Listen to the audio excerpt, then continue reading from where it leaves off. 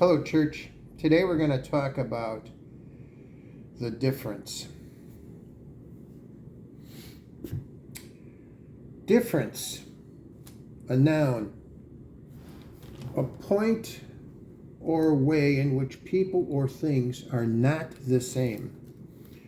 The difference between right or wrong.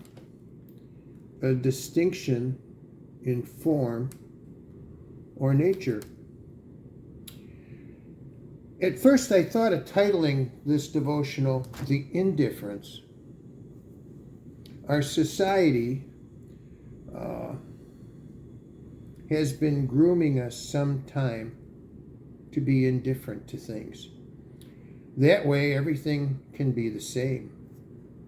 Transgender, gay, lesbian, binary, I, you, we, they, them. Who cares? We're all the same, right? We're all equal. Let's see. I'm indwelled with the Holy Spirit, so from now on, I'd like you to refer to me as they. I'm kidding. Well, we are equal in the sense that we are created by God in His divine image, and that is what gives each of us worth.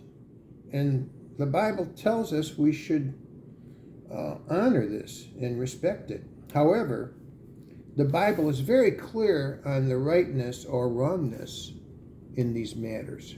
1 Peter 2:9 tells us, "You are a chosen people, a royal priesthood, a holy nation, God's special possession, that you may declare the praises of Him who calls you out of the darkness into His wonderful light." So let's bring this passage into today's world and talk about some tough stuff. This passage tells me the transgender person has equal value to God. God died on the cross for all transgender people, just like He died on the cross for you. He did this for all of humankind. He also created us to be man and woman. He made this very clear from the very first chapters of Genesis, which I think a lot of people need to go back and reread, but that's me. He created us to be man and woman, to be created a man, and long to be considered a woman, demanding that everyone agree with your decision to be a woman is not biblical. If I agree that my friend Bob is Roberta because he thinks so, I am reinforcing his mental fantasy and confirming that he is correct. Is that love? I mean, come on, guys. I'm not a girl. That's pretty obvious, right? And if I tell you I am, encouraging me to continue believing I'm a girl, what are you doing? Is that love? What is that? Now, I can show love to Bob as a Christian, but I will not and cannot support his mental malfunction. I can be respectful about it. I can be nice. I can care. But Bob, you are not Roberta. I'm sorry. Science and the Bible are in agreement that DNA and biology cannot change sexual gender. You can cut parts off and sew parts on, but Bob is and always will be male.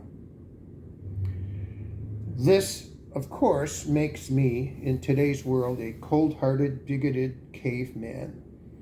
Laws have been passed to support a man who says he is a woman. So it must be right, right? Well, the Bible tells us we have to obey our government's laws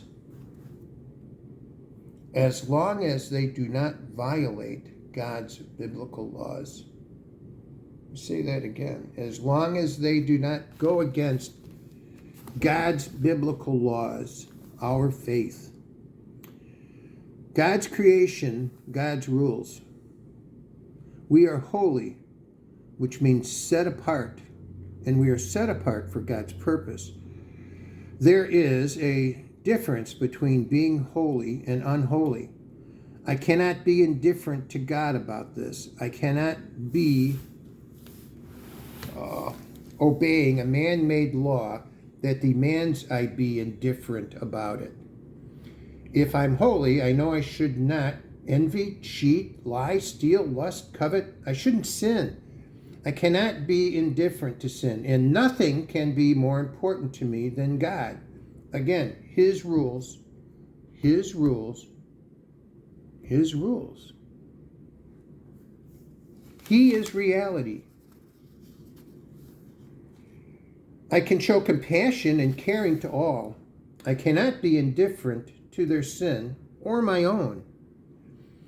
The Ten Commandments are used by virtually every nation on earth to keep order, to give us dignity, to keep us safe, because we are the highest form of life on the planet. Now, people will argue whether or not that's by God's design or not, but it's irrefutable. Sometimes a bad leader ignores these laws. Hitler, Genghis Khan, many others. But we must recognize the difference in all things. They're either right or wrong. We cannot and should not ever stoop to indifference. God, keep us strong in these crazy times. Give us compassion. Give us love. Give us understanding. And most importantly, Lord, help us to stay holy. I love you, church.